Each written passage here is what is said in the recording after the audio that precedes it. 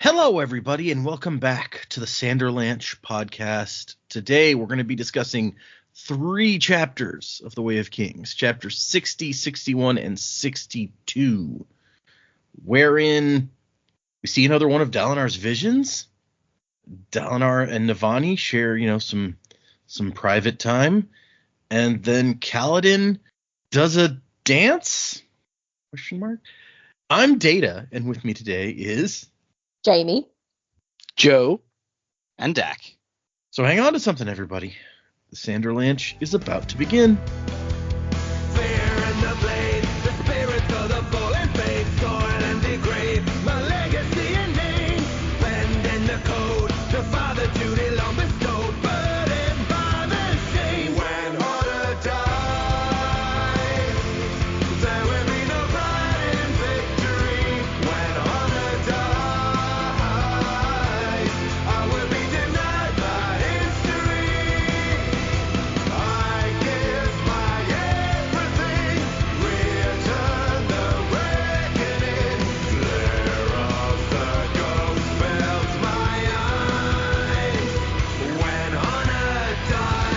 So yeah, 3 chapters this time, and maybe things are starting to happen a little bit here. At least that 3rd chapter feels kind of active to me. What do you guys think? Are we entering Sanderlanche territory here at the 87% mark? I'm going to go and say yes, definitely, because we're so far through the book. Yeah, bridge runs are not going to get any easier for Kaladin, and he's going to have to find some more Stormlight pretty damn quick, because he's made some enemies today, possibly on both sides. But yeah, that was yeah. Poor Shen. Shen, yeah. I feel for him. That sucks. But it did exactly what Kaladin had hoped it would do, and saving more than just his bridge crew. So good on him. I think that went exactly where I thought it was going to go. Didn't take a rocket scientist to bring that out, but it was hard to read, like knowing what he was going to do. That sucks. The stuff with Dalinar, yeah, the first chapter with his vision and speaking to Noadon, I got to a point where he called him Noadon, and then was like, oh no, that's probably his formal name, and I was like, yeah, because his informal name is Hoyt. He's gonna go by. Yeah. I'm sticking to my guns on that one. But yeah, we're definitely warming up to something pretty bad with desolations and such. I'm glad we're kind of getting a little bit more reference to Yasna, and we're starting to get reference to what happened in Yakaved with the king. Like Navani brought that up, which is good. I'm a bit disappointed in Dalinar. He's held out so long. He's been the honourable person. He just couldn't help it this time. I feel less about like Navani being untrustworthy, but I think it will depend on what happens next there. But yes, definitely heating up generally in many areas, I guess. I like that you're sticking to this theory that like Hoyd is this king in the past. Although, I mean, you feel like if it was Wit, Dalinar might have recognized him. Maybe. He was a lot younger than he was expecting. Maybe if you weren't, I don't know, Wit might just look really old now. Who's to say he can't change how he looks? He does disguise himself pretty well sometimes. That's fair. He can do it. It's my volcano theory. I'm going to write it. It's going to be true. There you go. Okay. And yeah, it's a little bit odd for, Dalinar's been holding out for so long and having these speeches about how he can't do this sort of thing. And then it's like, okay, no, I give in. Yeah, well, all right. Yes, honor. And especially because he was prepared. He knew who to keep in the room. He needed a chaperone, all that sort of stuff. This was a possibility, and he caved anyway. Dalinar. But they're in love, so that makes it okay or something, maybe. I don't know. I don't know. And one of them points out that it's like, it's just tradition. It's not like it's a law or something. It's less, yeah. It's less about that what they're doing is right or wrong for the law, but Dalinar and his principles. Yeah. He's so strong about, and he caved. I mean, he's human. It's fine. I was just like, come on, you were so prepared. But we'll see. Maybe we'll grow to really like Navani, and maybe we'll grow to like them as a couple see how we go. Really, the bigger question is what's going to happen when like the king finds out. Well, I don't imagine he's super happy about his mum and his uncle. Like, there's a lot of people related to both of these people here. I don't think that's going to go down particularly well. You know, people already look unfavorably upon Dalinar and their house. It's true. People probably like this. Yeah, even now that you put it that way, even like Adolin or Renarin might react badly to it. Who knows?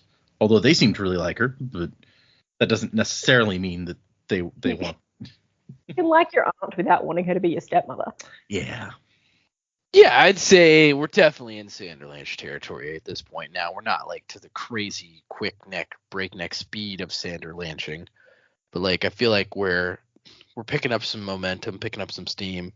I am interested to see like how this like section of the story is going to wrap itself up. Like I don't have an overall idea of like where I know we've like done some predicaments about it, but like I don't have an overall sense of exactly where we're going with this, at least to land this book anyway. But yeah, I like these chapters a good deal.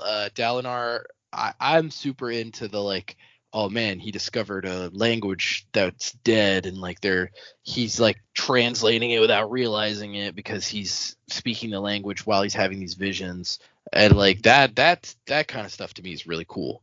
So them gaining knowledge just via his visions from like directly from the translations, and just like unlocking more of their own kind of history and like what, you know, these old prayers or songs or whatever they have, like that kind of stuff's really interesting to me. So I like that a lot. Yeah, the Navani Dalinar situation, it feels wrong. It looks wrong. It doesn't sound like it's a good idea to anybody except Navani. Navani seems to be the only one who doesn't really care. Dalinar cares quite a bit, but he succumb. He what's the past tense of succumb? He succumbed. Succumbed. What? He succumbed. Yeah. Just sounds weird. It does. He succumbed to her finally, and so like that was weird. Yeah, I don't imagine El Hokar is going to take too kindly to this. I feel like it's going to be like he might even go so far as like, you're trying to usurp my authority by marrying my mother, or like being with my mother. Like I don't know, something like that could possibly happen. I don't know. It doesn't sound like it's a good plan. And then all the Kaladin stuff, I did not expect him to do that. Like I was like, what is he gonna do with these like pieces of these bodies? This is weird. And for him to find his power and use it makes total sense. But yeah, I have no idea. Like, and they were going on in the chapter, which we'll get into. It's like they're going on about like, yeah, we're gonna have more people do this. It's like, no, he's the only one who could do that. Like nobody else could be able to do that. And then yeah, the fact that they like got rushed by the Parshendi because they're so angry, and then like poor Shem, like what's gonna happen with him? Like I don't know. It's just I feel like a lot of even though I enjoyed these chapters and I feel like it's building momentum towards something, a lot of the stuff in here is like, while it seemed good on the outside, there's like some internal things that I'm like, yeah, this doesn't seem like it's gonna end well. I don't feel like this was a great plan on Kaladin's part. I don't feel like Dalinar, you know, kissing Navani was a good plan either. So I don't really know where we're going 100%, but I don't think it's good. Well, yeah, Shallan's story definitely seems to have wrapped up in a not great place, so it's possible that everybody's going to end up. Yeah, if she doesn't come, if there's nothing with her for the rest of the book, then yeah, like everybody's kind of, it's going to be like an Empire ending. That would be a downer, all right. Mm-hmm. I mean, you guys have been predicting Dalinar's death, so his story may end right there. This maybe we're building up this relationship with Navani just to have it impact her more if he dies before the end of the book. That'd be a real bummer for her. She's like, oh no, that one guy I loved died. Now this guy I loved is dead too. What do I do now? What's a dinosaur to do when there's kids on the ice?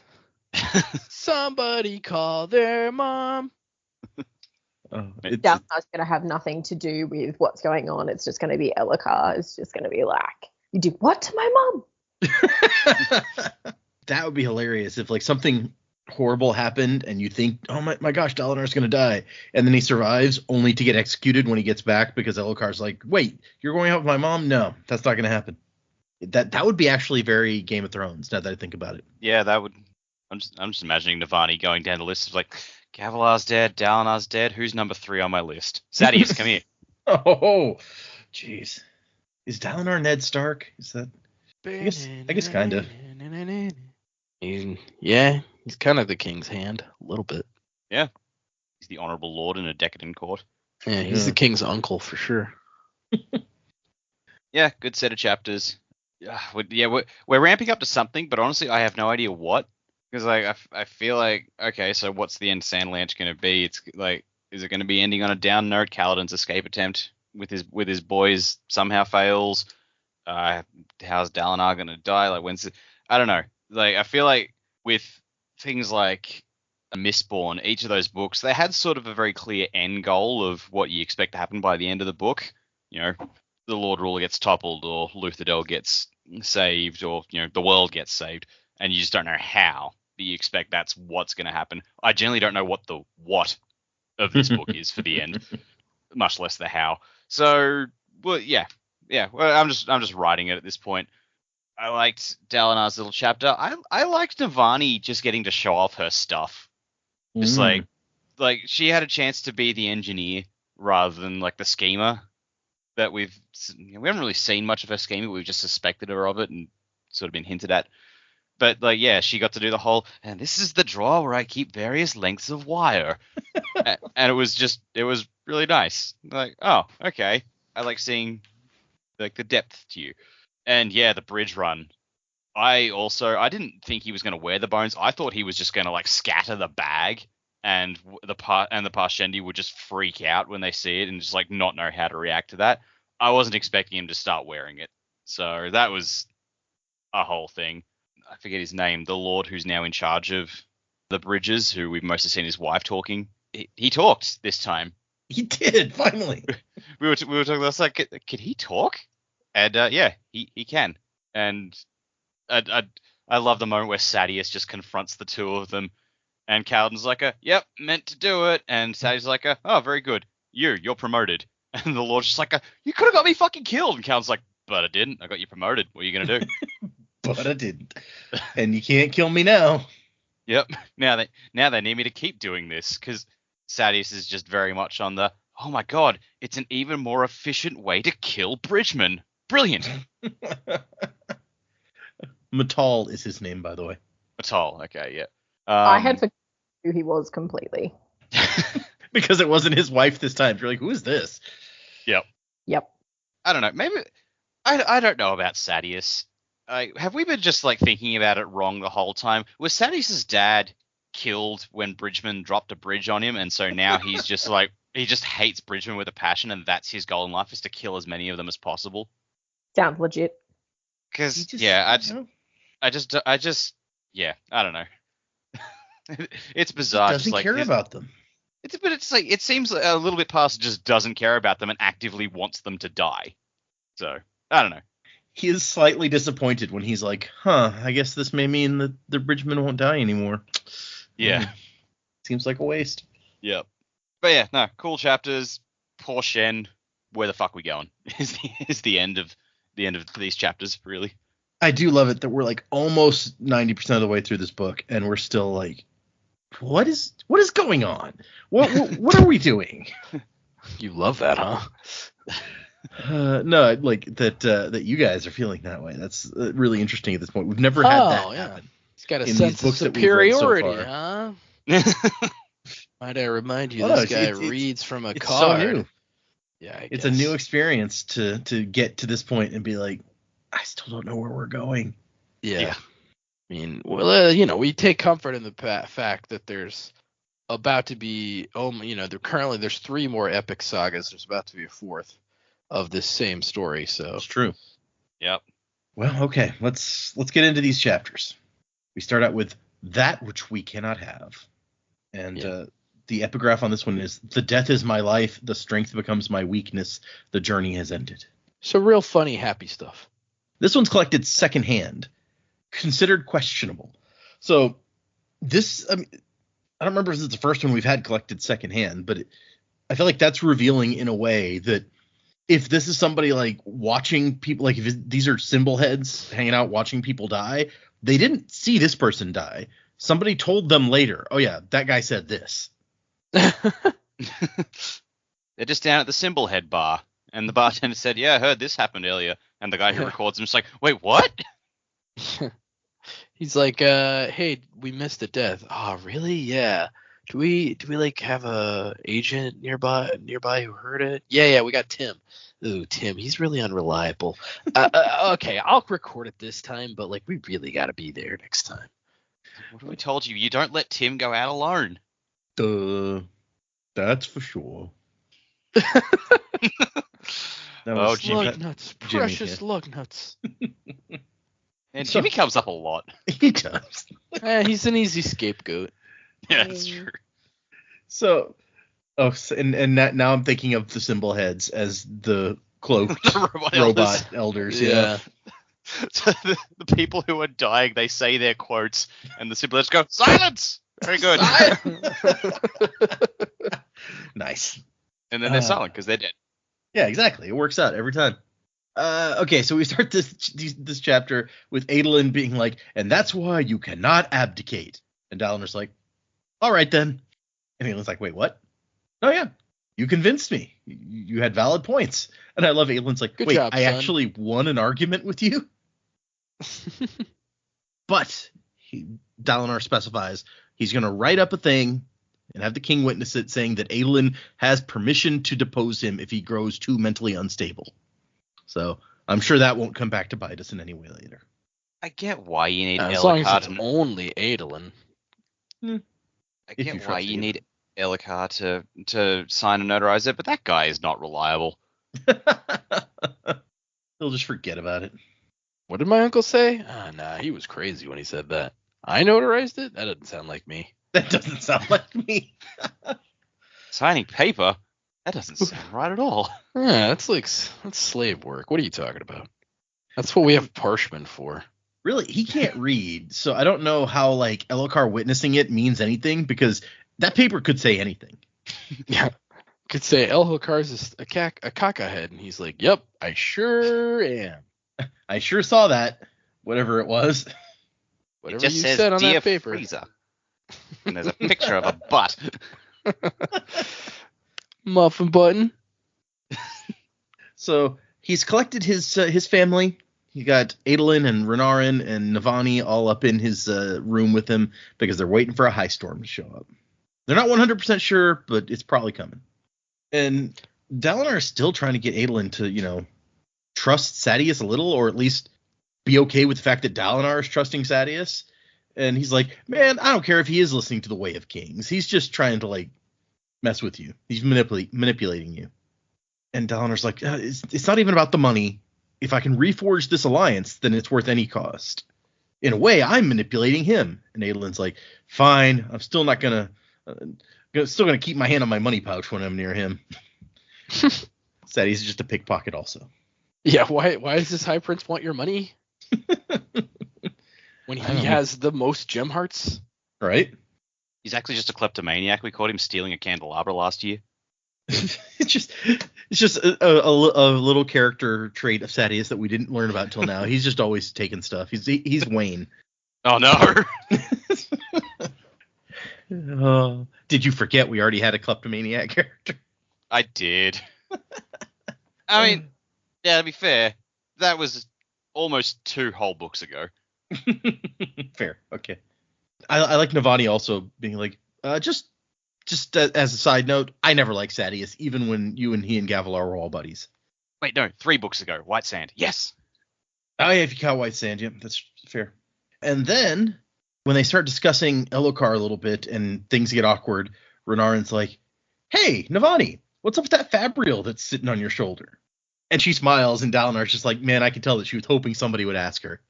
He didn't ask her, but he's like, I knew that she wanted somebody to ask her. And so, and I agree with, I think it was Dak who was talking about how it's cool to see this side of her, and I agree with that. I like this part of Navani where she's like an engineer and she gets really excited about this stuff.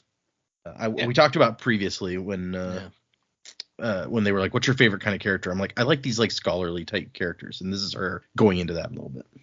Yeah, I think it's cool for her character in general. It fleshes her out more, obviously, and then I think she even like speaks to that in this like chapter or the next, when she's like, look, I'm tired of being the grieving queen. Like, I'm a person.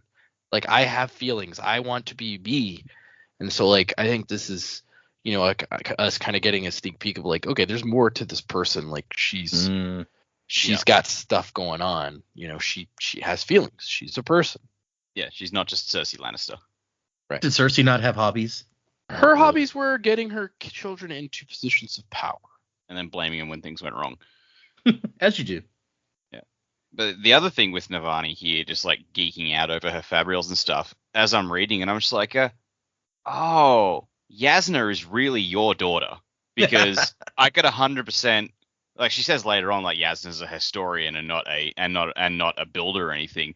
But like, her reaction to people asking about her fabrials and stuff is it's very similar to when Yasna's talking about her pieces of history. Like, she's all in on this stuff because she genuinely loves it. I'm like, oh, okay, I can see how the mother rubbed off on the daughter in this regard. They have different pursuits, but similar attitudes. Yeah, that's fair. They're very dedicated to what they do, and they love what they do. That must be nice.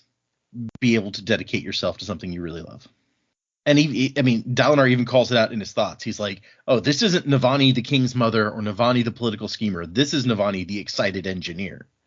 And so she shows off this fabrial, which it says, she talks about the different kind of fabrials, and she says that it's not a paired fabrial like the span reads. It's a diminishing fabrial. It decreases something, in this case, pain. So what this thing does when Adolin puts it on, it takes away the pain that he had in his hand, but it doesn't make the hand numb. So it's not like an anesthetic. It just literally, the pain vanishes, which that's pretty cool. It is cool. At the same time, I'm like, well, what is that doing to his nervous system? Yeah, interesting question. It's just killed the circulation. Yeah, the pain redoubles when he takes it off. And Renarin's also very interested in this. And Dalinar's like, man, if only he'd be like become an Ardent or something. Then he could be an engineer or just do whatever he wanted, really. But he doesn't want to do that. It says his reasons always seem like poor excuses to Dalinar. I feel like I don't want to be someone's property is a pretty good reason, but maybe that's just me. Yeah, maybe he doesn't like believe in the religious stuff. Because then, you know, it'd be kind of awkward to be like, I don't believe in any of this, but I guess I'm an Ardent now. I want to learn how to read, so I guess I don't have any choice but to become an Ardent. Yeah. Or I mean, you know what you could do is just do it anyway. Just learn how to read anyway and say, screw tradition. Maybe it's the law. Maybe if a dude learns to read, they execute him. And I love that Dalinar is a very blunt guy. And he's just like, that's kind of bulky. Like, she shows off this really impressive thing that she's super excited about. He's like, And she has to be like, well, it's an early model, okay? I was working backward from one of those dreadful creations of Long Shadows, which that's a name. Have we heard anyone with a name like that? I don't think so. Sounds like a super edgy character. Right? This is like the goth. Yeah. It's Ardent or something. He like sweeps. Yeah, he comes in and he's like, over his eyes. He's like, my inventions are for the good of mankind. Name's Long Shadow. Longfellow Long Shadow. But she's like, I mean, think about how useful this kind of thing could be. A soldier on the battlefield, or a surgeon, so he can work on on patients and they won't feel the pain. And Adolin is nodding, and it says Dalinar had to admit it did sound like a useful device. Once again, he didn't say anything out loud. He's just like, oh yeah, no, I guess that would be useful. And she talks about the plans they have for the future, like, oh, we're coming up with all this great stuff, but she won't let it. She won't let that cat out of the bag just yet. It's like, oh, you just wait and see. And then Adolin's like, shard blades? No, not. Jeez, can people think of anything other than shard blades? No. Just you wait, Henry Higgins. Just you wait. And so she says the closest we've come to anything like that is those shields in Yakved, but they seem to be completely different from actual shard blades. So, and she thinks that like the ancients must have had amazing engineering, and he's like, no, I've seen it in my visions. Like, they have very primitive technology. he hasn't seen any Fabrials at all. And he's like, maybe they got their stuff directly from the heralds, like the legends say. And Navani starts to respond to that, and all of a sudden, boom, he's in his vision. He's like, I guess I didn't hear the high storm approaching. And he's in a hallway, and there's a guy talking to him. He's like, man, I don't know what to do, old friend. And the guy's talking about the desolations. It's like, we're never ready for the desolations. We should be getting better, but each time we're getting worse instead. And Dalinar's trying to figure out, like, where exactly am I? I need to keep my eye out for, like, clues so we can try to prove or disprove this. And I like, the guys asked him, like, what do you think about something? And he has no idea what the conversation is. So he's like, I don't know what to say either. I have no strong feelings one way or the other. And this guy who Dalinar keeps thinking it's like looks very regal. Like this is a king looking guy. He says, Alakavish was a surge binder. He should have known better. And yet the Nahelbond gave him no more wisdom than a regular man. Alas, not all Spren are as discerning as Honor Spren. Bum, bum, bum. Ow. There's I gasped. There's a theory proven that was a thing. Yeah. Nicely done. And the Dalinar's like, what is this guy talking about? What's a surge binder? And so he tries to like probe for more information. It's like, what do you think we should do about these surge binders? And the other guy's like, well, I don't know. We can't really force them to do anything. Their power, well, Alakavish proves that the allure that surge binders have for the common people. If only there were a way to encourage them. They need to be better. And they go out on this balcony, and when Dalinar looks down, he sees like thousands of dead bodies out in the city. Not only that, but he recognizes the city. This is Kholinar, his homeland, the capital of Alethkar, and the place that the Kholin family is from. And he recognizes the city looks different, but you can tell there's these giant stone formations that look like fins sticking up in the air. They're called the Wind Blades. And so he's like, this is obviously Kholinar. Like, I recognize it. But the whole city he's like, the destruction is like spreading far, and there's all these dead people. Had it been hit by an earthquake? And then he's like, no, those corpses, they clearly fell in battle. Like, I can smell the blood and viscera and smoke. Wonderful. It's sad that he knows what like viscera smells like. Right? Yeah, that's a little intense. Dalinar's lived an interesting life. I saw a meme the other day in Lord of the Rings when Aragorn, Legolas, and Gimli are in the movies. They're looking for Merry and Pippin in the forest, and Gimli tastes like a patch of liquid and goes, "Ugh, orc blood." And we're just like, why does he know what that tastes like? I mean, you kill enough orcs, it gets everywhere. I'm sure that you it's true. Recognize it. He probably got some in his mouth, when he was it's in my eviscerating beard. them. Yeah. And also he notes that like what are all those weird rocks around the corpses? And he's like, holy shit, those aren't rocks, those are like giant stone creatures. This is a real fun place I went to this time. And we've seen some giant stone creatures before, all the way back, some dead ones, just like he's seeing, all the way back in the Prelude. Yeah. As a fellow worked his way through the remains of a big battle. Yeah. It's very very Elden Ring-esque as well, so. And for a second, Dalinar kind of forgets he's supposed to be in character. He's like, what happened here? This is terrible. And the king guy's like, yeah, I ask myself the same thing. How could we let this happen? The desolations are well named. 11 years of war, and 9 out of 10 of the people I once ruled are dead.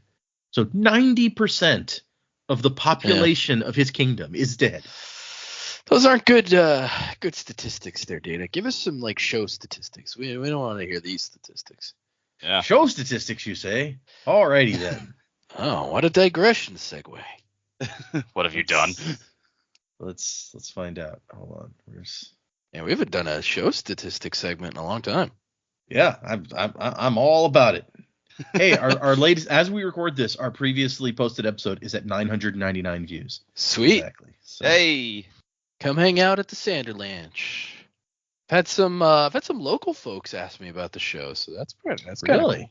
Interesting. Yeah, just people I know. They like heard from somebody else that I'm on a show, and they're like, "What's your show about?" And then I told them, they're like, "Oh man, I actually like fantasy stuff. I'm gonna listen to that." Nice. And I said, "Good for you. Don't listen to it with your kids in the room. See ya." Not safe for work. So from the 1st to the 13th of April, we're up 3.8% from the 1st to the 13th of March. That's cool. I mean, last month is the one. Is that the one where we missed several? Or was that February?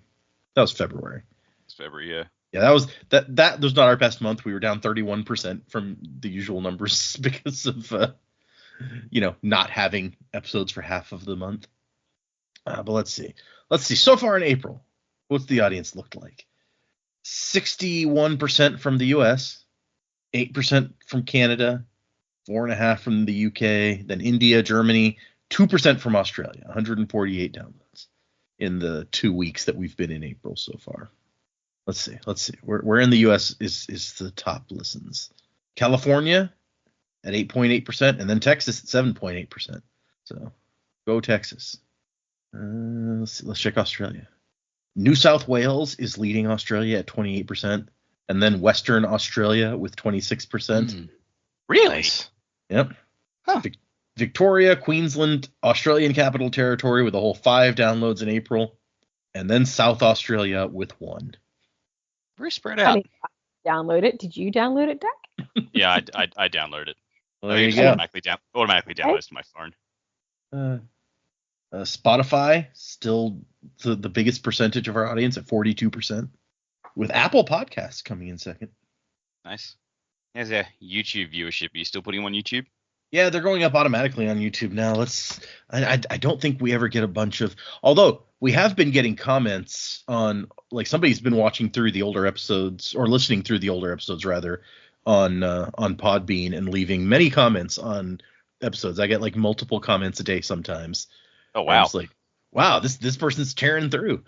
But let's see. Let's check out YouTube. I don't think we ever get all that many views on YouTube, but let's find out. It's like I'm kind of interested in going to check, but I'm just like if there are comments, I can't trust it because I don't know what will be said in the comments. Right. Interesting point. Yeah. Okay, I need to go to this channel. Yeah, there we go.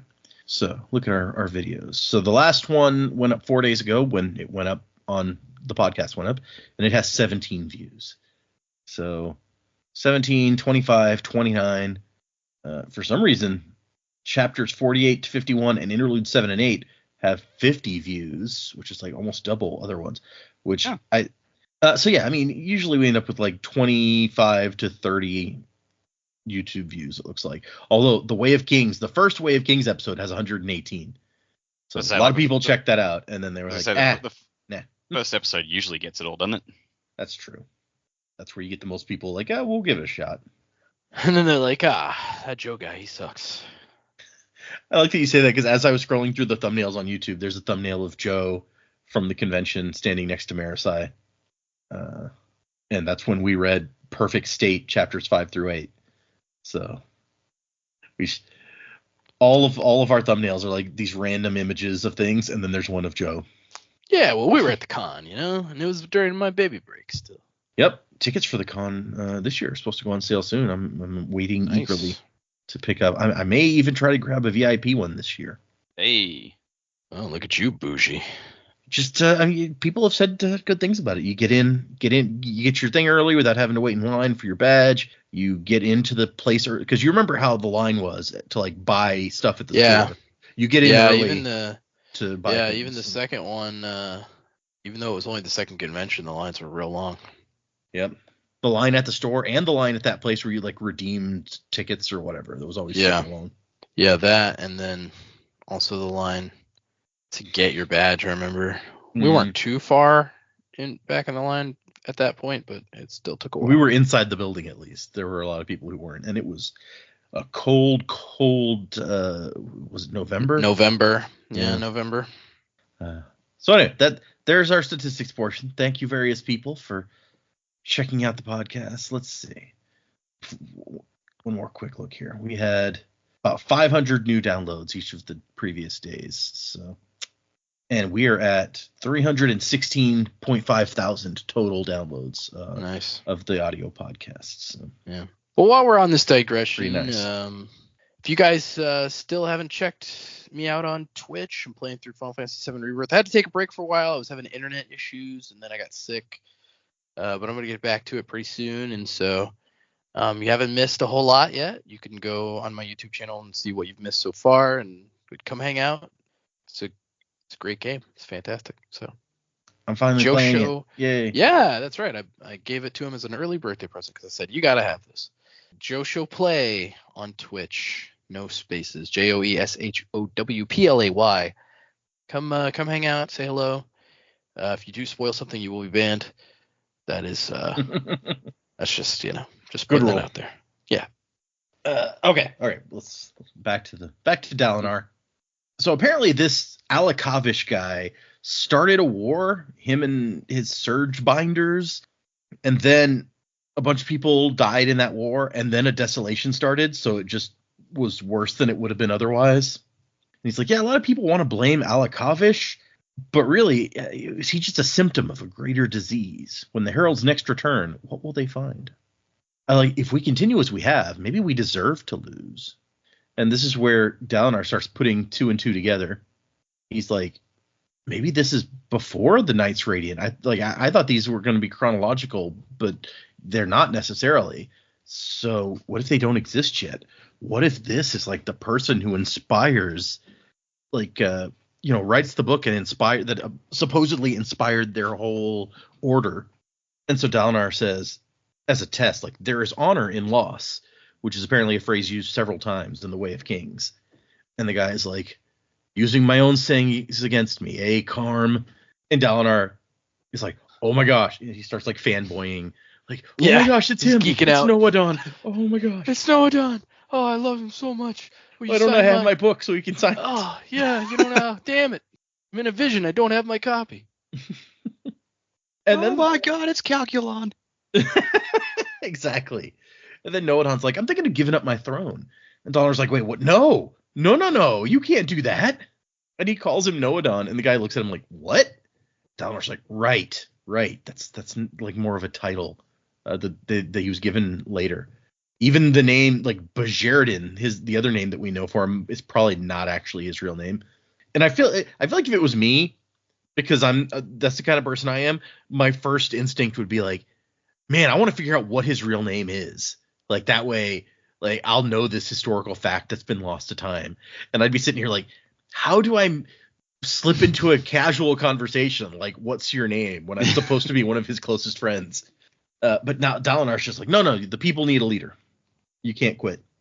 And the guy's like, what do I do? You're my advisor. Advise me.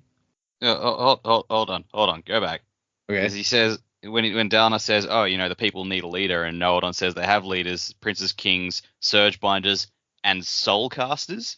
He does say that. And I'm like, hang on a minute, that's not what that word means as we know it. What? I think the way that hung up on that.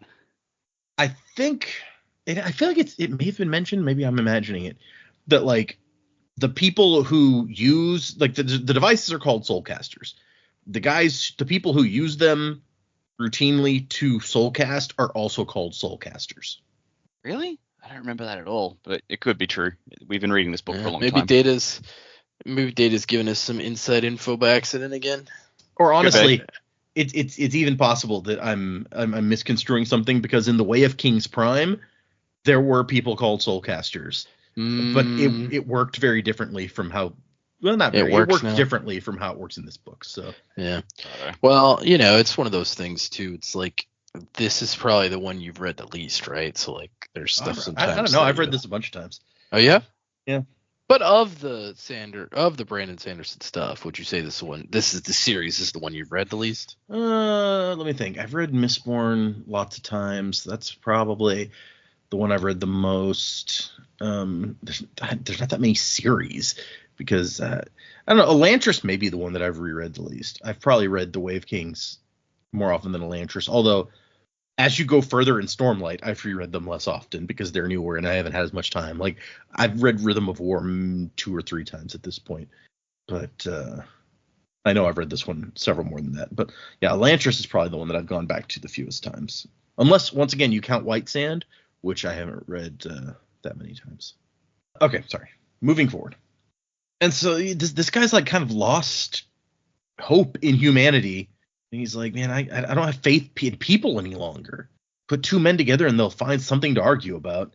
Gather a group together and they'll oppress another group. Like, so how do I stop this from happening? And Dalinar's like, write a book. Write a book that expresses your philosophy. Yeah, books are good. On your Dalinar. Make it happen.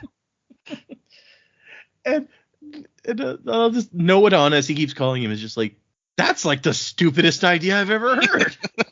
You're supposed to be my advisor. You gave me the dumbest idea I've heard yet. People are dying in the streets, and you want me to write a fucking book? The whole world has been destroyed. 90% of my kingdom is dead. And I'm not even sure how we're going to feed the people who are still alive for the next few months. And I'm supposed to waste my time writing a book? Yeah, books are good. Who would even write it down? All my wordsmen were slaughtered when Yelignar broke into the Chancery. You're the only man of letters I know who's still alive. Can you imagine, like, you have a room full of people that just dictate for you, and your enemy breaks in and kills all of them. He's like, how am I going to send messages now? Yeah. My wordsman, no. My communication array. It's completely destroyed. That's a pretty good tactical move, actually. Yeah, it is. No outgoing messages for you. How will I hail now? I don't recall if you guys remember the name Yelignar, because we've read that one once before. We have? I do not. We have. In chapter 45, the epigraph was Yelignar, called Blightwind, was one that could speak like a man, though often his voice was accompanied by the wails of those he consumed.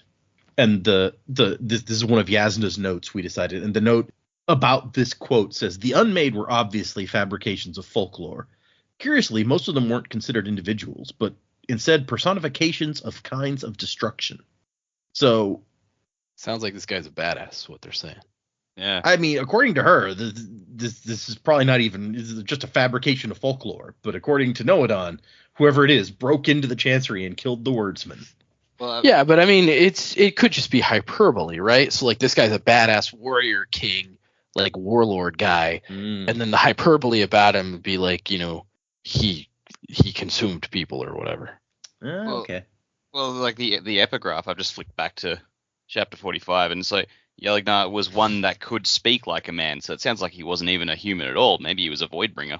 Well, and the note says the unmade with a capital U were obviously fabrications of folklore, so that implies that whatever an unmade is, he was one of those. Yeah. So like, yeah, he could have just been a monster that they named. You know, kind of like how like you get when you have animals that attack a population center and like evade capture or being killed, and people give them a nickname. So they've probably just done that. So this like guy was old like El a dinosaur. Chupanibre. Yeah. El Chupanibre ate all the wordsmen. And so Dalinar's like, I'm a man of letters? Man, this is a weird time that I've been sent to. He says, I mean, I could write it. And the guy's like, what, with one arm? Have you learned to write left-handed? And Dalinar looks down and he still sees both of his arms. But he's like, I assume that this guy sees me differently. I wonder if before now he's been like motioning with his right arm to make a point, and like this guy's just not seeing it at all. Why are you waving your stump at me? In Australia, I don't know if it was anywhere else, but it was called Thank God You're Here, and there's a bunch of comedians and they're dropped into this scene and something's happening, and this is what this scene reminded me of, because Dalinar, God, you're right.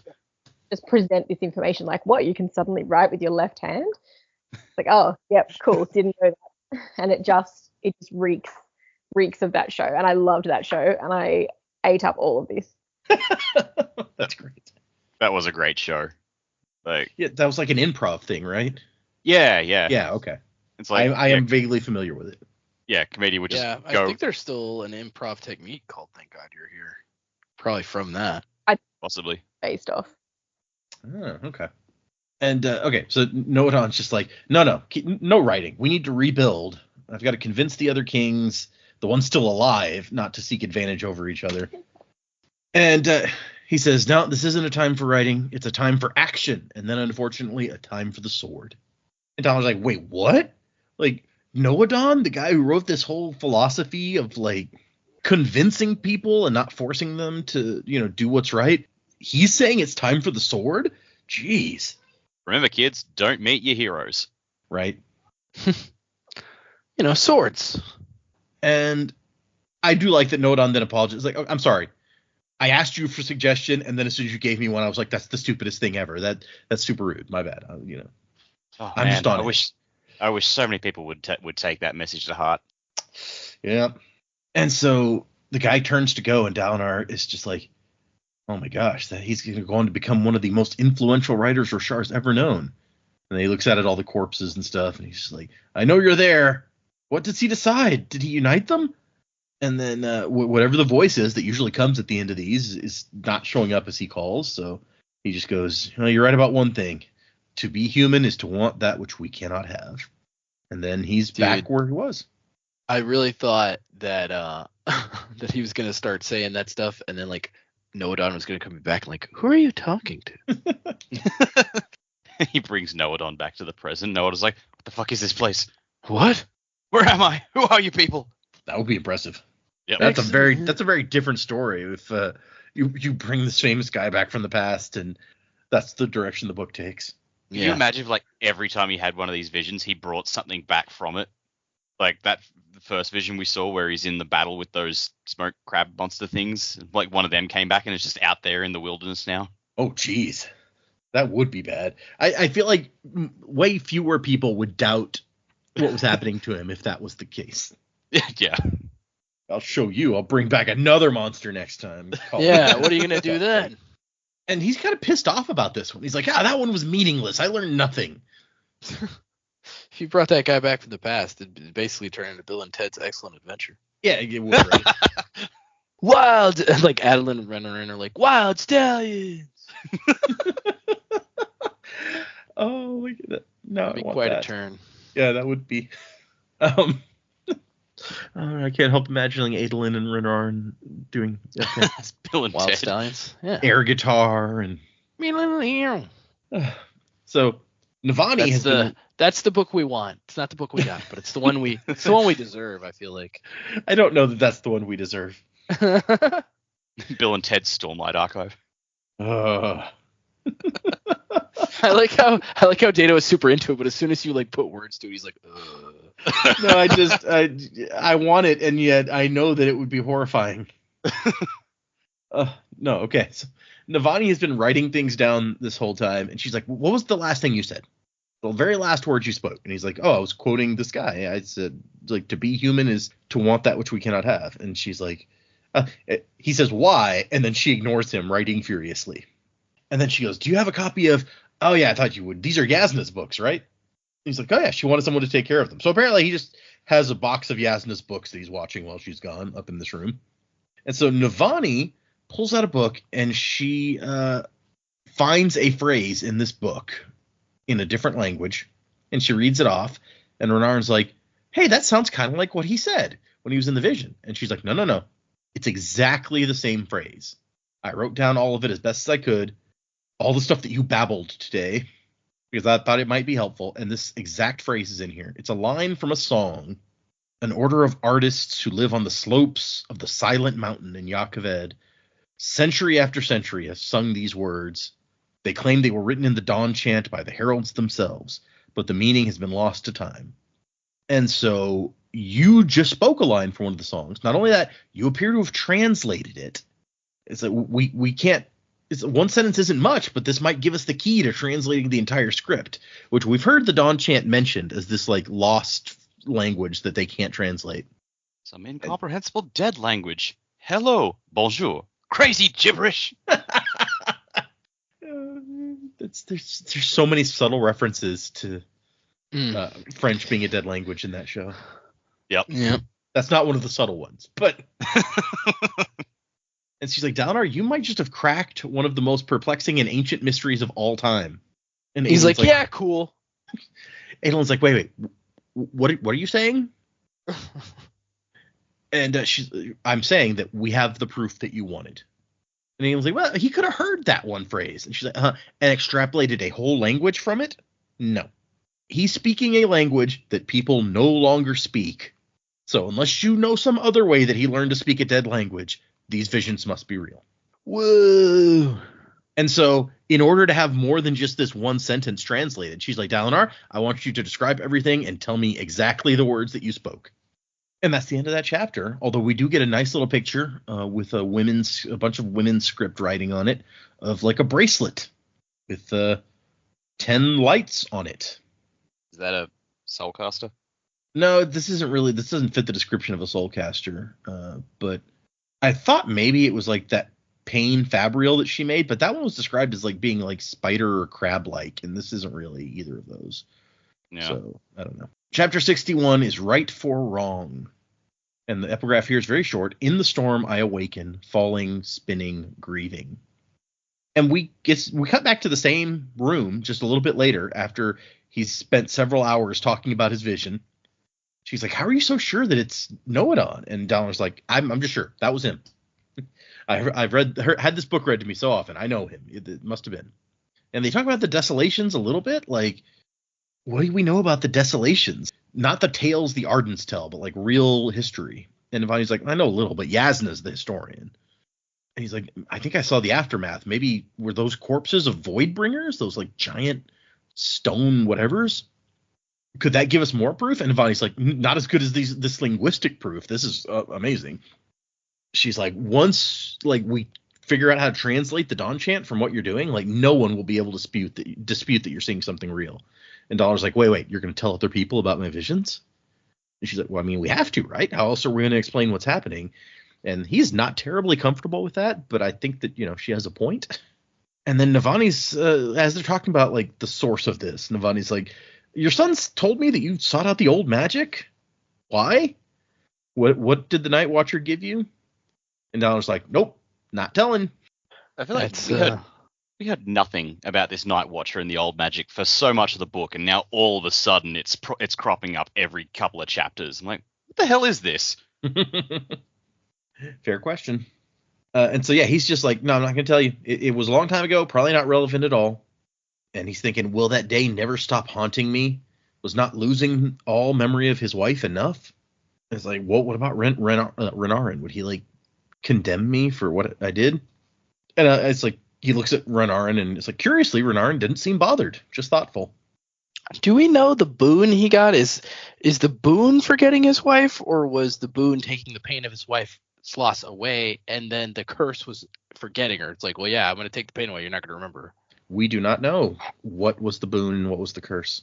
We just know that forgetting his wife seems to have been involved in the process somehow. Yeah, he seemed to I don't know. He seemed to intimate earlier that he wanted to forget her, so I didn't know. It is an open question at this point. And I like Navani doesn't really care. She's like, you'd be surprised at how many people do that. Like, it's not like the Ardents don't even care that much. They basically give you any penalty. And Renarin's like, actually, I've recently asked for a bunch of readings about the old magic and the way the Night Watcher works, but this doesn't sound like that. Father, I assume you know what your curse and your boon were. And he's like, oh yeah, I know exactly what it was. And so they're like, okay, so the Night Watcher probably not behind this. So we go back to talking about the desolations.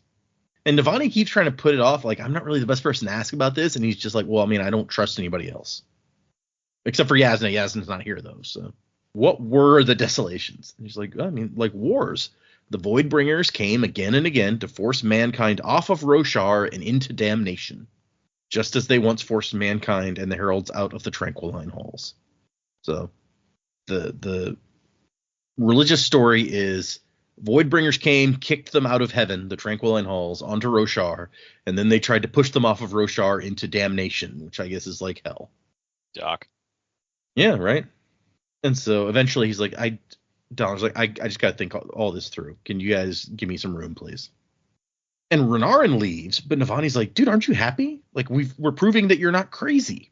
He's like, well, yeah, but in a way we just have more questions now. Like, if these are real, where do they come from? Am I being manipulated by someone or something? And he's like, look, all I see is more worries and more danger here. And she's like, you're having an experience historians and folklorists can only dream about. I envy you, although you claim to have seen no Fabrials. And he's like, yeah, I don't think they had Fabrials at all. And she goes, well, even that is That changes everything we thought we knew. And then she's like, hey, did you mean what you said about trusting me? He's like, wait, I said what? I mean, you said you didn't trust them, but you did. He's like, oh, crap. And then he realizes that they're alone in this room, which he was trying to avoid. Yeah. He's like, you're doing it again. And she's like, yeah, I am. I'm a stubborn woman. Oh, great. And he's like, no, my brother. And she's like, oh, your brother. Why is everyone so focused on him? He's not here. He's gone. It's been 6 years, and all anyone can see me as is the wife of a dead man. Nobody, like, I can't do anything important because I'm supposed to just, like, sit off on the sidelines because my husband died.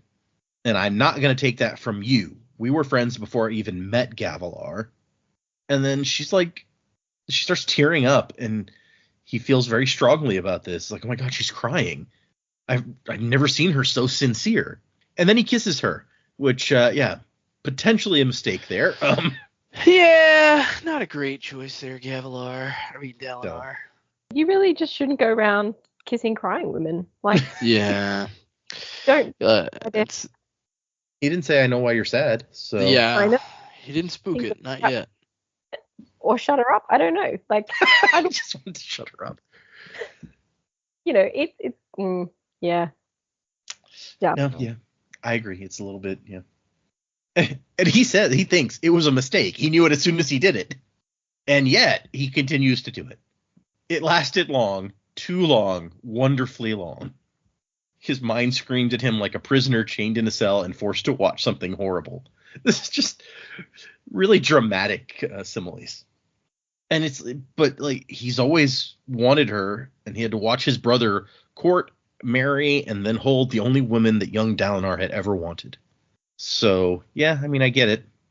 And then afterwards, it's so dramatic and passionate that there's passion spread, like tiny flakes of crystalline snow floating around them.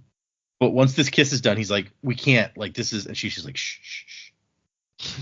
No more words, just emotions. And she's like, something is wrong in the world. The king of Yakaved was assassinated. I heard it just today by a Shin shard bearer in white clothing. And if I'm Dalinar, I would have been like, you didn't bring this up earlier? This is important. Yeah, that's That's the dude that killed my brother.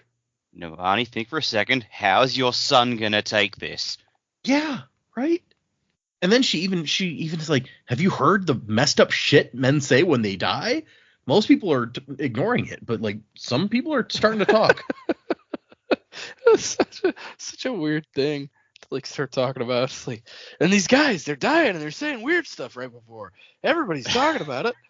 Well, she's just like, there's something bigger going on in the world. Like there's something happening and it's scary.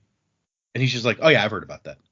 Yeah, it's I just chalked it up to wild antics. And she also mentions like Yasna's out there seeking something, and she frightens me with like her intensity. The thing she searches for, she believes something very dangerous is near. Ominous. And then she's like, yeah, right. We still don't know exactly what Yasna is searching for. So yeah. Yeah. She's, Yasna just turns around and there's a face on the back of her head and he's like, bring me the stone. That would be dramatic. Yeah. Oh my God, is that how she's like, which if she's an avatar for Odium? Yeah. Hmm? He's on the back of her head. And she's eventually just like, look, I was fond of Gavilar, but I'm more than fond of you, and I'm tired of waiting. And he kind of stops arguing. He's like, okay, well, how can this work? And she says, we'll find a way. Gavilar is dead. I was never unfaithful while he lived, though Stormfather knows I had ample reason. But the devotaries can't forbid our union. Tradition is not the same as doctrine. I will not hold myself back for fear of offending. And he's telling us like, oh, I did not need this shit on top of everything else today. If you hope to soothe my worries for the day, this did not help. And she goes, oh, I'm not here to soothe you, Dalinar. Quite the opposite. And he has to be like, icky, icky, icky, icky, icky. He has to be like, I need time to think. Please go away. Yeah, please don't try to seduce me right now. This is weird. And she's like, I'm not going to ignore that this happened. And he's like, no, I'm not going to abandon you. I promise. Just I need time. And she's like, okay, but you started this. And he's like, yeah, you kissed me. And he's like, but you seduced me to it. And she's like, oh, God. Seduced you? I've never been more open and honest in my life. And he's like, yeah, I know. That was the seductive part. Yeah, that's the part where you were sincere and awesome. That's kind of cute. You got to admit. but The weirdness outweighs the cuteness. There's cuteness in it. There's a lot of other stuff in it too. yeah, so, Yeah. fair. And so she leaves, and he's like, oh, why can't anything ever be simple? And yet, he's like, the entire world kind of feels more right for having gone wrong all of a sudden. Maybe Dalinar can find a little happiness. Wouldn't that be nice for him? Because Kaladin sure as hell doesn't seem to be able to. As we've established, it's when these characters start to get a bit happier that things go downhill for them. Yeah, okay, that's fair. So our third chapter, 3 glyphs. And another short epigraph, the darkness becomes a palace. Let it rule, let it rule. All right. That's so cheery. Yeah. I mean, a dark palace. That sounds great. We start out with Moash hating on the fact that Kaladin is wearing a glyph ward, a little prayer tied on his arm. And he's like, why not? I was feeling nostalgic, I guess.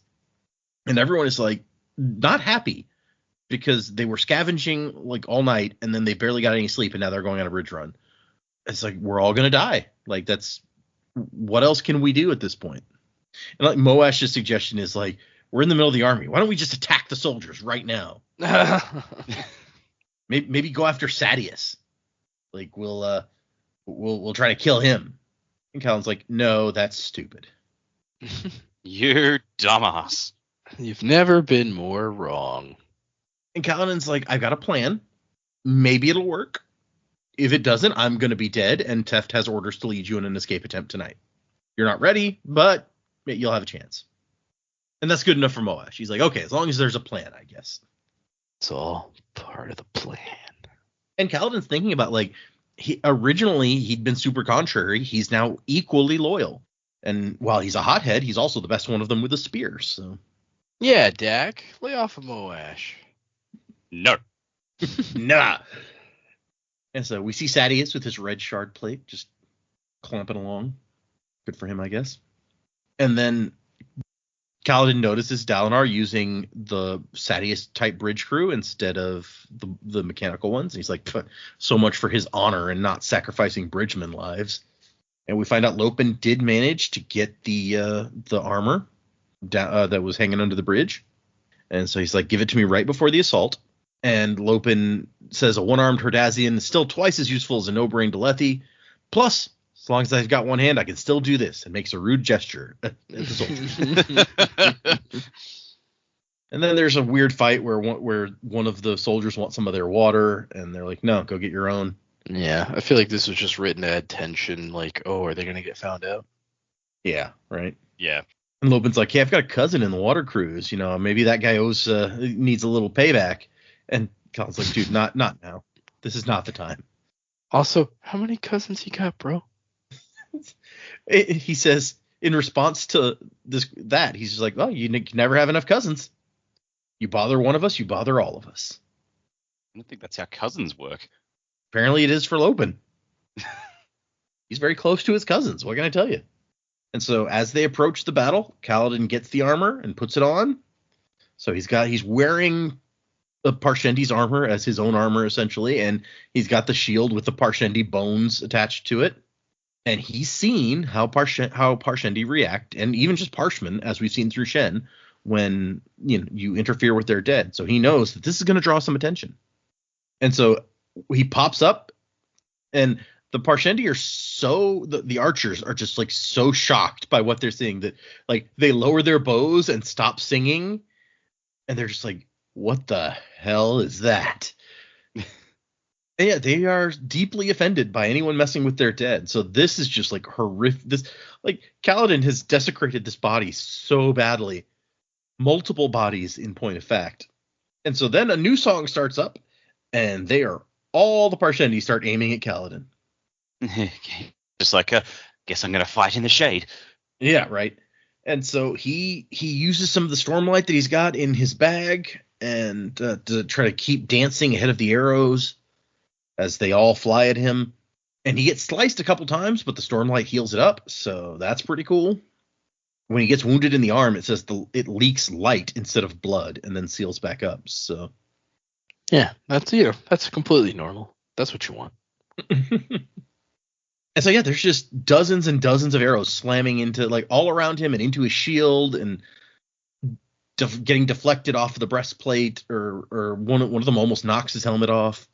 And he realizes that he's like somehow drawing the arrows into his shield. And he's like, I've been doing this the whole time, haven't I? Like, I'm holding the bridge, and then the arrows always hit the bridge and never me. How long have I been doing this? And it turns out that like pretty much every single archer was aiming at him, to the point that all of the bridges get set with like no losses, more or less. And they all run up to him after Sadeas' army starts going across. And they're like, oh my gosh, that was incredible. You should be dead. To the point where like his clothes have like arrow holes in them. That's how close the arrows came to hitting him, but didn't. And Scar goes like, storm blessed. That's all there is to it. You're storm blessed. Somewhere Boromir is watching this going, fucking hell. Question, like much earlier in the book, didn't they refer to him as Kaladin Stormblessed when he was in Amaran's army? They did. Yep.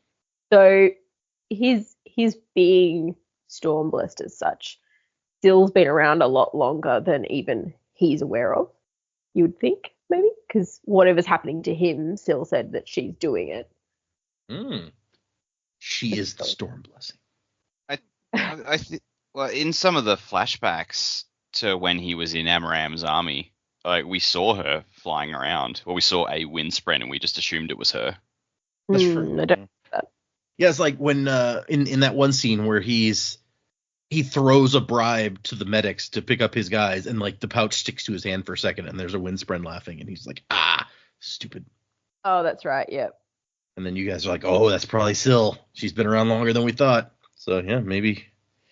It is weird. So before we had the title of Lordling was used when he was a kid, and then Gaz somehow picked up on it all those years later. And now we have Stormblessed also having made this transition somehow. And then here comes Matal, the guy who's in charge of the bridge crews, but whose wife does all the work until now. And he's like, he says, fall into line, and they have to fall into line, and, you know, like actual soldiers or something. And here comes Sadeas, and Sadeas is like, Avarek Matal. This man looks familiar, nodding to Kaladin. And Matal's like, yeah, he's the one from before. Oh yes, the miracle. Oh, that guy. Yeah. And you sent him forward as a decoy like that? One would think you'd be hesitant to dare such measures. And Matal, to his credit, is like, I take full responsibility, Bright Lord. And Sadeas is like, well, luckily for you it worked. I suppose I'll have to promote you. They practically ignored the assault force. All 20 bridges set with most with nary a casualty. Seems like a waste somehow. Which, I like how the moment Sadeas starts to do something okay, he says some shit like that where it's like, it's such a waste that none of them died. Yeah. It's like, we've had the best run ever, and hardly any of them died. What a waste. It's like, you just can't not be a dick. I get it. All right. It's just not the Sadeas that Dalinar knows, and so it's really jarring to be like, this is the same person. I mean, that's fair. I feel like it's more a case of, you know, he respects Dalinar and not people underneath him. So. Oh, absolutely.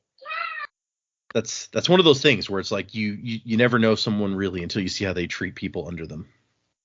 And so yeah, Sadeas walks off, and Kaladin thinks that's the most backhanded promotion I've ever seen, but all right. And Matal is like, you could have gotten me executed. And Kaladin's like, instead I got you promoted. And the guy, Matal's like, I should see you strung up. And Kaladin's like, it's been tried. Didn't work. Besides, you know, from now on, Sadeas is going to expect me out there distracting the archers. Good luck getting another bridgeman to try that. 2 seconds later, several other bridgemen volunteer to do exactly that. It's true, yeah. Because Moash is as soon as Matal's gone, Moash is like, you found the secret. We have to expand this.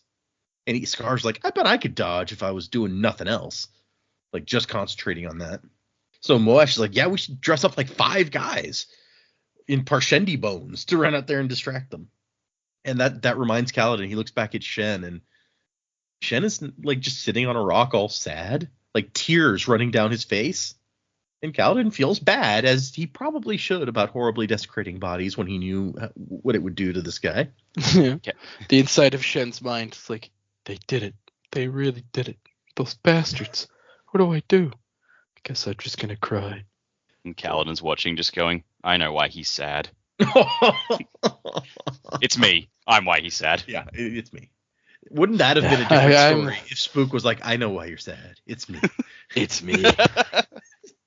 He said it all creepy like that. He's like, it's me. I'm the reason you're sad, aren't I? She's like, who are you? Who are you? I don't even know you. Yeah, you will. You will. And then just like fades into the shadows. Teft says that, yeah, Shen walked over there and just sat down like that the moment he saw what you'd done. Might not be good for bridge runs anymore. And Kaladin, like, he's having a bit of a, he's coming down from that rush, and he's getting kind of shaky, which happens, adrenaline rush. Yeah, sugar high. Sugar high. Storm blessed high. And then Kaladin takes a moment to call. It's like, Teft, you were a spearman. Don't try to lie. I can tell. How'd you end up in the bridge crews? And Teft just goes, it's where I belong. And then Syl shows up and is like, you still think you're cursed? And he's like, no, I get it. But that means that all that shit that went wrong, it was all my fault. I can't blame, like, the universe for it.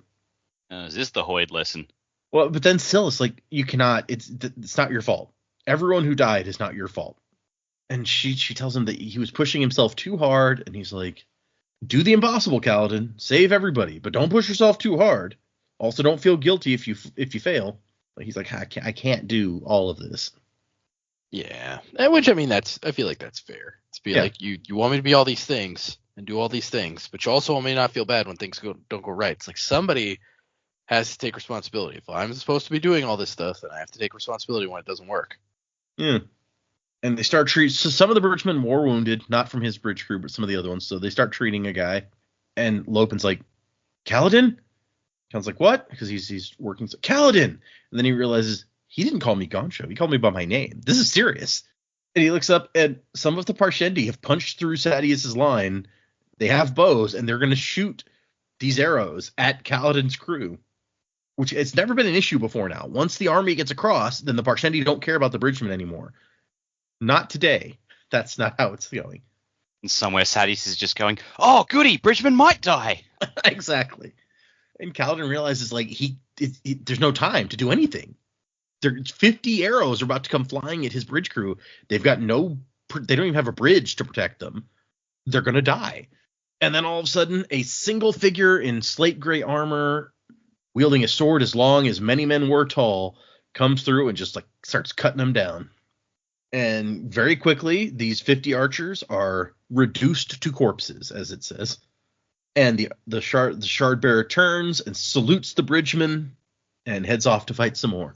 And Drahe's like, that was him. That was Dalinar Kholin, the king's uncle.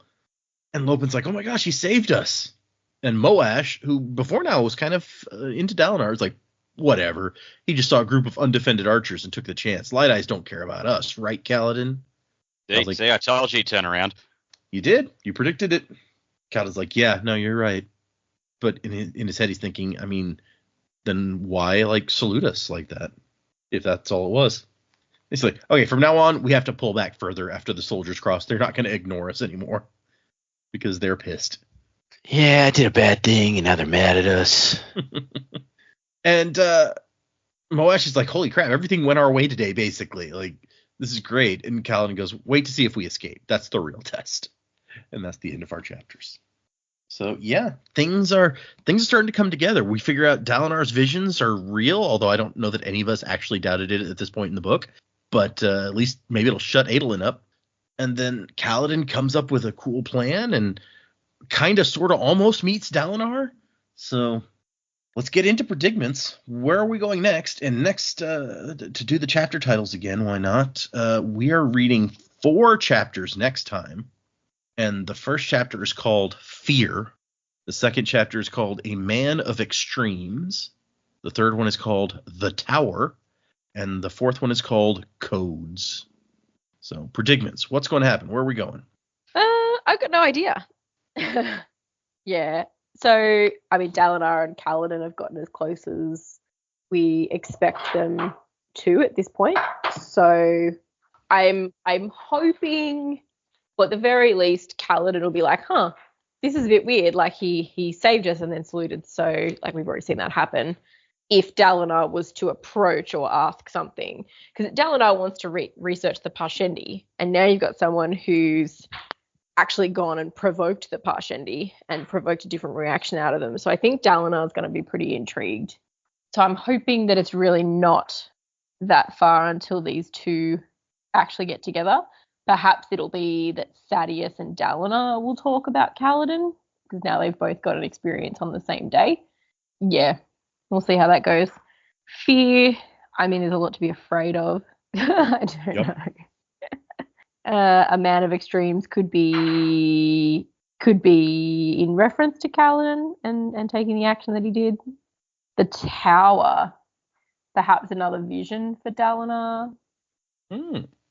Maybe, or maybe in reference to, one of the towers or buildings they've constructed. I'm sure we've heard the term like tower somewhere, but I don't know if that's in reference to like Alethkar or something they've built out on the Shattered Plains. I don't know. I think we need another vision before the story's over, especially now that they're going to get him to translate this lost language, I guess. Navani's pretty interested, so we need to see where that story goes to. And codes, there's got to be the codes of which he's living by with the Way of Kings. But I don't know. We'll see how that pans out. I was pretty sure I knew what was going to happen this week, and that didn't really happen that way. So that's the fun of it, I guess. Yeah, I mean, we know that the codes refers to specifically those codes that he's living by, so that would make sense, right? I agree with you there. Honestly, offhand, I don't remember specifically what those chapters are about, but that makes a lot of sense. And you pointed out something interesting about Kaladin and Dalinar, because we'd previously discussed, it's like, Kaladin probably would not want to have a conversation with Dalinar. He doesn't like light eyes. He specifically, in an earlier chapter, was like, when will I ever stop hearing about Dalinar fucking Colin? I'm tired of this guy. But now we have a thing where Dalinar's done something for him. If Dalinar tried to start a conversation with Kaladin at this point, then Kaladin might be okay with it. Yeah. Well, how many shard bearers would come and rescue a bridgeman? Right? Even they're going, oh, he just saw a bunch of arches that were open and went for it. Like, no one for a second thought it was for him, but to then, effectively give him a sign of respect, that's definitely not what he's thinking. Yeah. So maybe we needed something like this before they could meet, so that, Kaladin won't be instantly hostile. You got to have two people open to the conversation, so. Right. Yeah. So for someone who started out saying I have no idea, you got some decent thoughts in there. Good job. Yeah, thinking on the run. That's how to do it. Yeah. That's how we do it here on the Sanderlanche podcast. Yeah. So fear, I mean, I could see this being a Navani chapter. I could see this being an Adolin chapter. I don't really know. But definitely like something maybe about the desolation specifically. That would be my guess. Like fear of the unknown, fear just in general. So we've got that piece. What was the second chapter title? A Man of Extremes. A Man of Extremes. I mean, Sadeas seems like a guy of extremes sometimes, but maybe it's not him. And then we've got the codes. Yeah, I mean, got to be related to the Way of Kings for sure, and Dalinar and all that good stuff. And so I agree with Jamie. We now have like kind of an opening for maybe Kaladin to be open to having a conversation with Dalinar. We very well could see after his success in the fight, in this battle, we could potentially, like, if Dalinar is going to be implementing like his own bridge crews at some point, maybe like they get to be one of his bridge crews if he's still on a bridge crew by that point. Hopefully that's not the case. Hopefully Kaladin's like, not on a bridge crew, gets to actually like be a person that doesn't have to worry about getting shot at while they're fighting on the Shattered Plains. That'd be pretty cool. I don't think they're gonna escape at this point. I don't think that's where we're heading. I will say that. I think it doesn't make sense at this point now that not all, I guess Shallan's not in the picture right now, but all the main characters that we've been focusing on for this part, at least, now that they're so close to colliding, like pretty much have collided at this point, I don't feel like escape is how this is going to end for that bridge crew. I think that they're going to have to basically just something's going to change their situation to make it, not so unbearable. Maybe that is them being on Sidaeus' bridge crew. I mean, excuse me, on Dalinar's bridge crew if he starts bridge crews as opposed to Sidaeus. I don't know. But yeah, I don't think escape is what's going to end up happening for them. God, Dalinar and Navani, have no idea. Don't know what's going to happen with that. So that's pretty much all I got. Yeah, clearly they're still planning their escape. But yeah, it does seem like the story would make more sense with them not leaving the Shattered Plane. Yeah, especially since we've spent, unless like Brandon's really preparing to gut us, like as readers, it doesn't make a lot of sense that we'd spend all these time with all these bridge crew members, get to know them, get to know about them, like their pasts and all that, and then he's just like, yeah, they're all gone, they're all dead, they didn't make it, or like, they got stopped in an escape and they all died, and it's just Kaladin again. That would be pretty heartbreaking. So I feel like that can't be where we're headed. You're just gonna Rock and Teft and Lopin all dead before the end of the book. That's a downer. Yeah, that would be a downer. He's just, Lopin just reaches out, sees Kaladin before he dies. He's like, Gancho, tell my cousin he's a dick. Which one?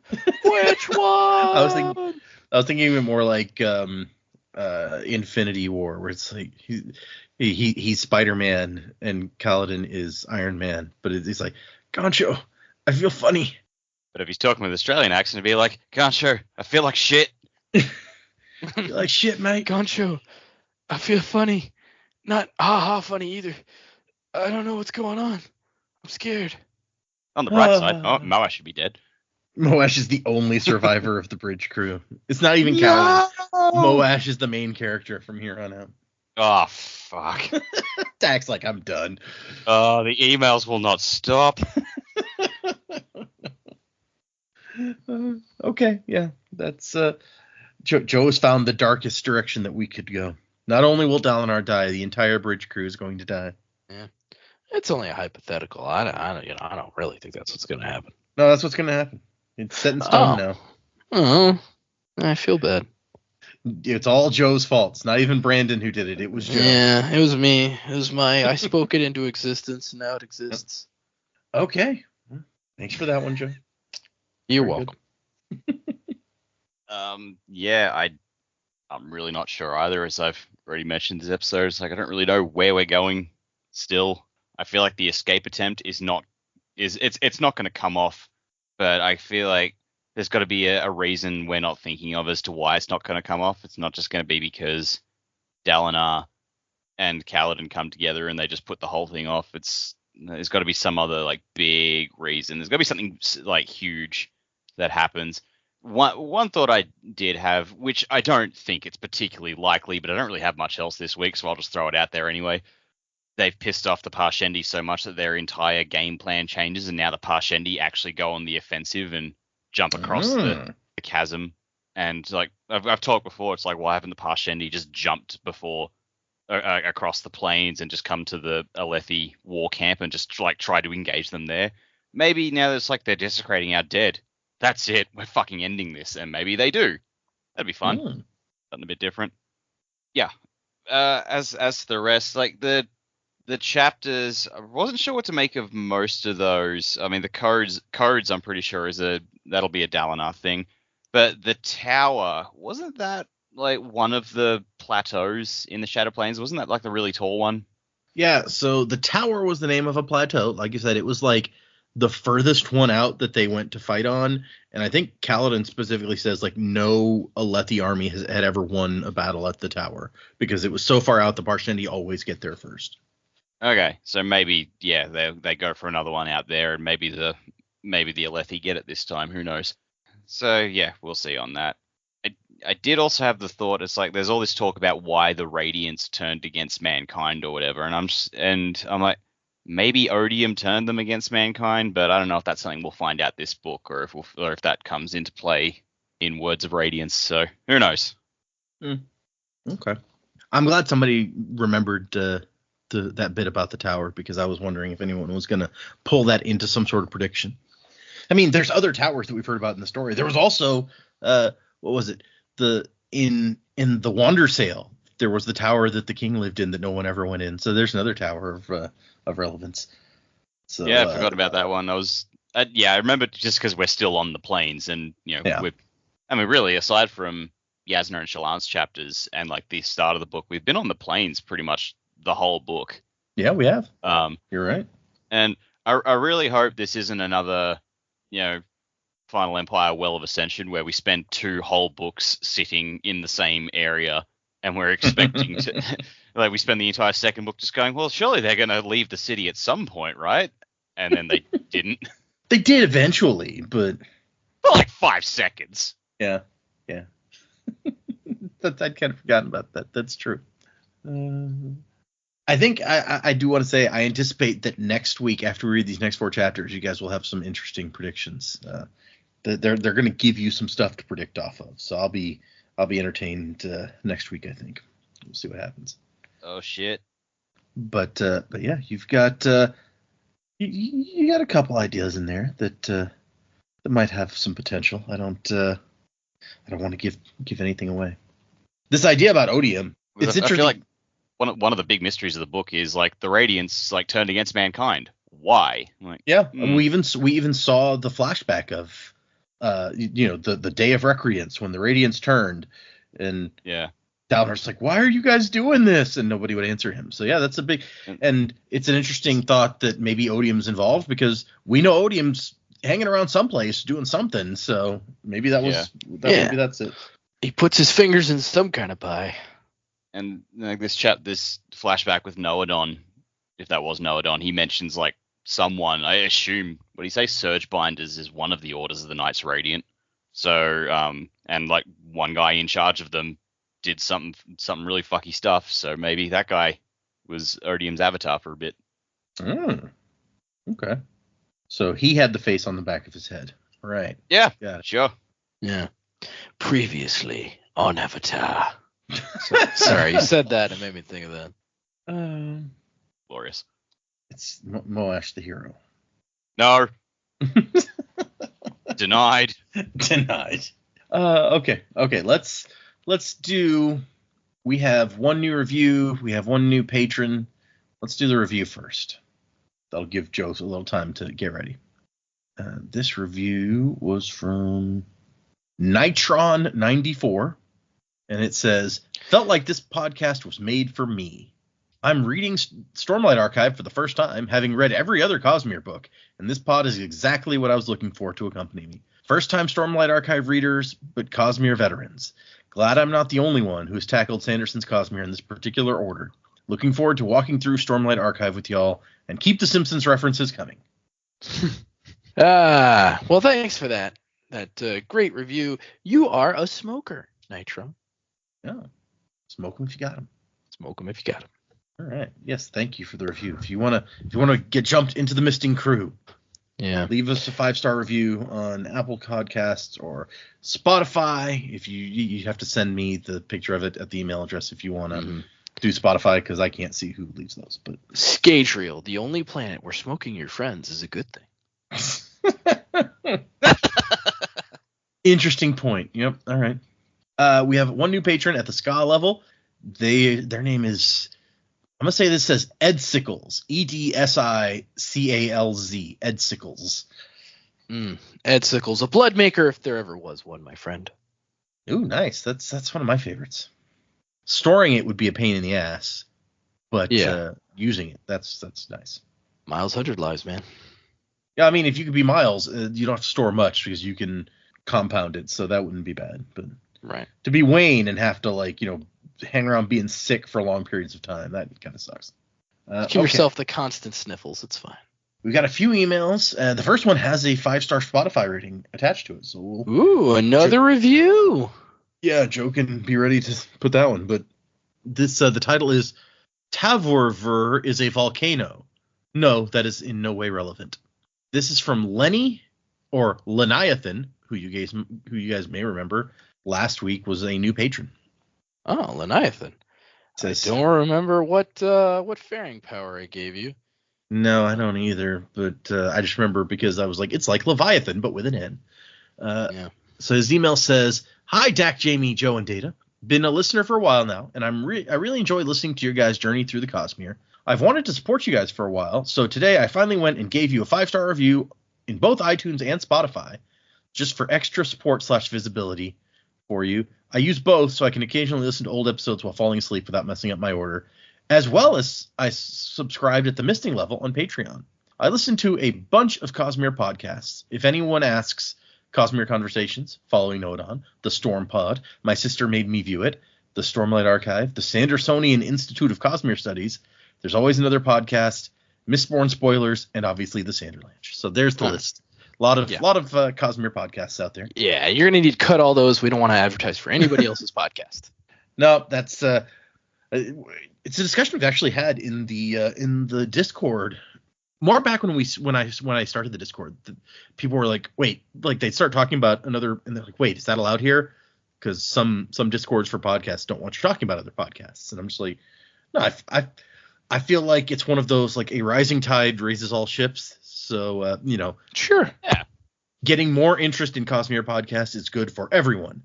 So Yeah, unless those podcasts are better than us, and then in which case don't listen to them, listen to us. And Lenny goes on here, but when life gets busy and I need to drop podcasts for a while, the Sanderlanche is the one I still keep listening to. Thanks, Lenny. I appreciate that. And you know what? I do remember what I gave you because it sounded like Leviathan, so I gave you Gasper, which is cadmium. And so cadmium compounding would be a pulsar, right? Yeah, I think so.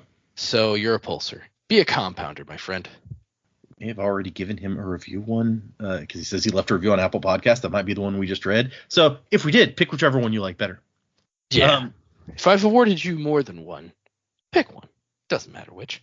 So continuing, really enjoy the atmosphere your friendship creates for the podcast, and I love all your tangents and theorizing and the occasional baby noises in the back. Plus, being half Papua New Guinean and having spent a good chunk of my childhood there, it's always nice to hear the accent of our Australian neighbors. Adds an extra layer of fondness for me. Always excited for new eps, which I bumped to the top of my queue.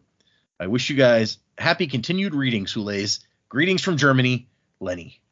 So, thanks, Lenny. Thanks, man. / Leviathan.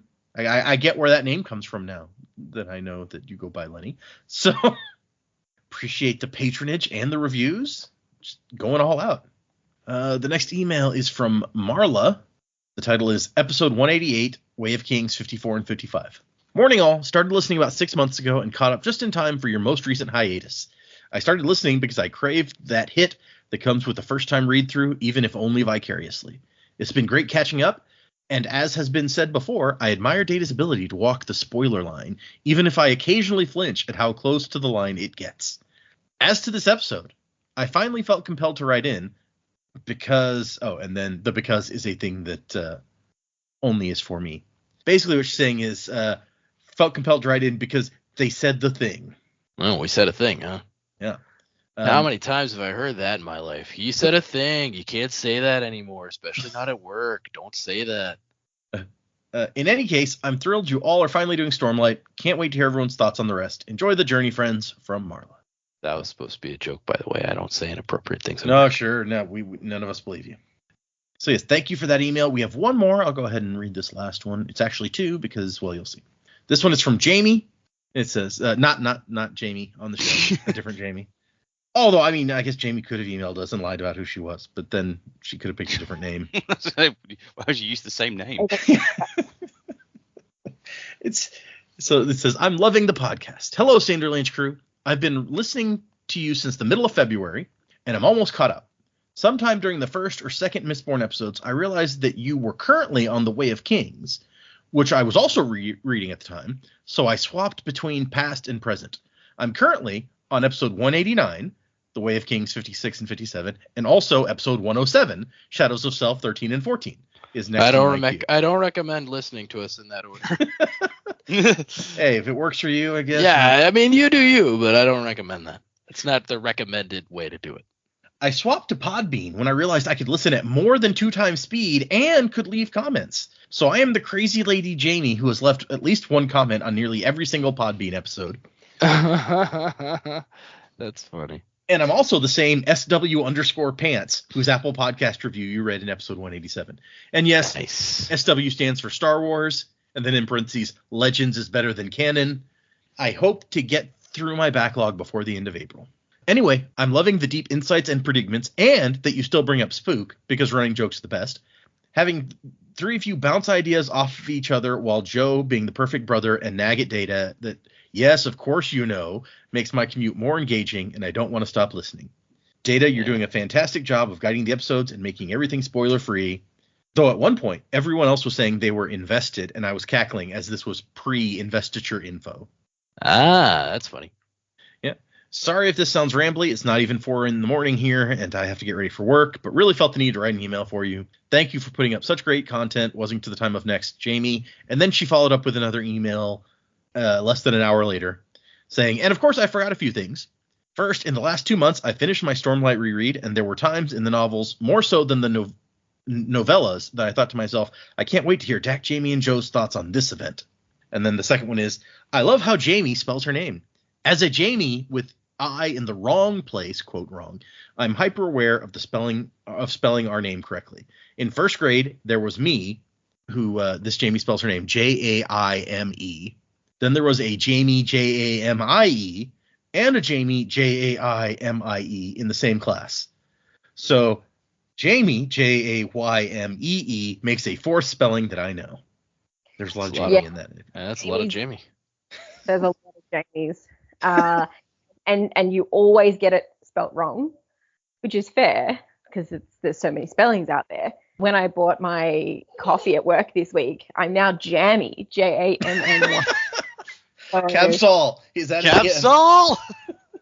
Funny enough, but yeah, yes. All the Jamies. Hi, Jamie. Hi, other Jamie. Any Jamie just listening? Oh, see, there's camaraderie in the Jamie community. There you go. Love a good jammy now and again. The Jammy Dodger? Yeah. Although I'm also pretty impressed with how often, like, my name is spelt as exactly how it sounds. So the Jaime is confusing, even though it's still how it sounds. But even when someone knows how to spell your name, like they've managed to send you an email, they've put your email address in, and it's got your name in it. Still get Jamyee, or I was like, that's Jamie, not. Yeah. Anyway, I don't know if I just need to change my autocorrect software, but like I will spell. So I have a coworker whose name is Sierra, spelled Ceirra, and I spell it right every time. But sometimes my email like corrects it, and I'm like, stop correcting it. That's not the way it's spelled. My autocorrect does that with my daughter's name. So, but yes, so that was all of our emails. I really liked the detailed Jamie discussion there, so I was excited to read that one. If anyone would like to send us an email like these folks did, the address is thesanderlanche@gmail.com. Find us on Instagram, Twitter. I'm sorry, not Twitter, X, Facebook, Patreon, where I have finished reading Defiant finally, and I have not yet started what I'm going to read next. So there's no new episodes until I start the next thing, which I'm going out of town for several days. It won't affect us recording, but it will affect my ability to do anything else. And so that won't, I won't be starting something new anytime soon, but hopefully next week sometime. But yes, so if you want to check out our Patreon, you can see my first reactions or hear my first reactions to various brand new Sanderson books when they come out. Like I said, it'll be probably a couple weeks at least before I get new episodes of something out, because I have not started reading something since I finished Defiant. Well, not a new Sanderson book since I finished Defiant. I'm still trying to decide if I wanted to go Long Chills and Case Doe, the very little book that came out with the Year of Sanderson campaign, or if I wanted to try Dragonsteel Prime. So I haven't decided yet. But anyway, that's what's happening on our Patreon at the moment. If you want to check that out. You can also get assigned a faring power from Joe if you go and sign up for our Patreon. It's true. Music by Miracle of Sound. Throw that out there. As I mentioned, we are doing 4 chapters for next time. And we are 4 episodes from the end of this book. We're at the end of those chapters we just read. We're at 88% according to my Kindle. So 12% of the book left. 4 more episodes. Oh, we've got more interludes in there as well, don't we? No, there are no interludes between part 4 and part 5. Oh. I think this may be the only book that has, of the Stormlight Archive, that has a part break with no interludes in it. I could be wrong, but I want to see Seth true. again. Yeah, you know. He is the best. Yeah. He could be in part 5. He could have like a whole thing in part 5. That's true. Could happen. We will get into part 5. We'll start. Let's see. No, does it start after this next one? No. Part 5 will start not next week, not the week after that, but the one after that. So there will be 2 episodes of part 5 essentially. Righty. But I think you guys will be interested when we get to the part where it says whose perspectives are in part 5. I think there's at least a name or two that you'd be like, oh, okay, I'm on board now. And in part 4, we still haven't seen, I don't think, a Navani perspective that Joe's been predicting will come sooner or later because it was in the part opener. I mean, what a prediction that I thought would definitely come true that has not come true. I'm just like, not really? yet. It hadn't happened yet. Okay. But we still have 2 episodes of part 4, so there's time. Yeah, I guess. So yes, 4 chapters for next time. Okay, thanks everybody for listening. Thanks emailers, patrons. You guys are awesome. If you want to chat on the Discord, you can find the link to our Discord at our website, www.thesanderlanche.com. It'll be at the top of the page. Unless you're on mobile, in which case you got to open the drop-down menu and then you find it. But either way, or you can just send me a message. I had a message on Patreon asking, hey, send me a link to the Discord. I've had messages on Reddit saying, hey, send me a link to the Discord. So feel free to email or send a message if you want to join the Discord. But yeah, check that out. 4 chapters for next time. And wuzzing to the time of next. Colo, P.S. Vasher. Crab at thee. Go stop